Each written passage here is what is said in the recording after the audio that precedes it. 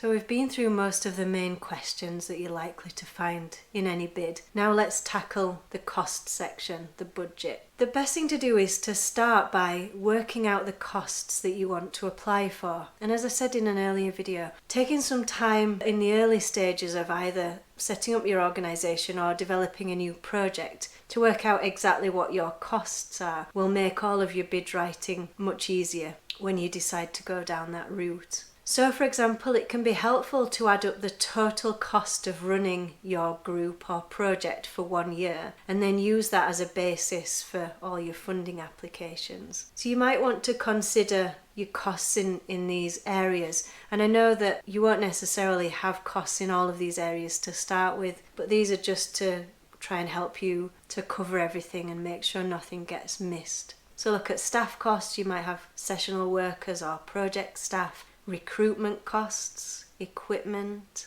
the cost of your actual activities, room hire, travel, IT, marketing, volunteer costs. That might be expenses and training. Eventually you'll build up a management fee into your budgets. Your overheads, so things like if you rent premises or your utility bills, any HR costs, even if these are outsourced. And it's also acceptable to include some costs for evaluating a project in your initial bid as well. So once you've worked out the total cost of delivering that project or service, have a think about whether you're applying for the total project costs or a percentage contribution. Now this is likely to be informed by comparing how much you need and the average grant that funder gives. So if what you need is well under the threshold of what they give, you might be able to apply for 100%. If you need a lot more than that particular funder gives, you might be applying to them for 50% or 60%, something like that. Related to that, you also need to know whether the funder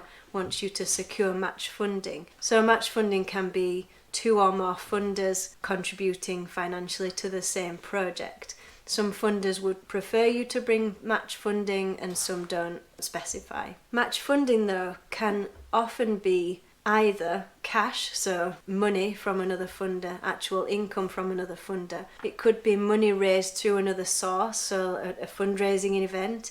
It could be public donations that have been made, as well as cash, as well as actual money. It can also be in-kind support. And it's really important not to rule this out because in-kind support can really, really strengthen your application. So let's say that you were delivering a workshop in a room and that room, the use of that room was being given to you for free. You didn't have to pay for it. You would find out how much it would cost to hire that room for that session, and that's the value of that in-kind support. So it doesn't have to be cash.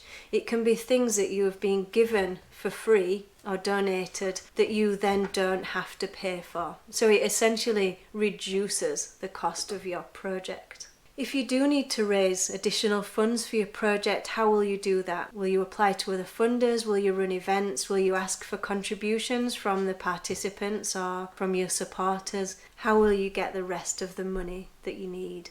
Now, I touched on this in the last video, but they seem to like to ask, will the project run without the funding from this application? Now, on the one hand, you might think they want you to say no, project won't run without this funding. If you don't give us the money, this doesn't happen. But actually, what they're looking for is just to know that you've thought through that possibility. Even though you might feel like saying, if you don't give us the money, we won't deliver this much needed project. It's better to say, if we don't get this funding, we've identified 3 other funders who we will approach, or if we don't get the funding for this project, we will consider asking the participants for a contribution towards this project, or we'll run it on a smaller scale, or we'll delay the start of this project for another 12 months, or something like that. What they're touching on here is, do you have a longer term plan for how you're going to fund and sustain whatever it is that you deliver? So it's better to have an answer ready for that.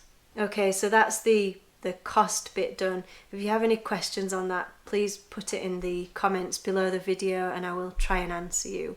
And then we'll move on to how to really make your application sparkle.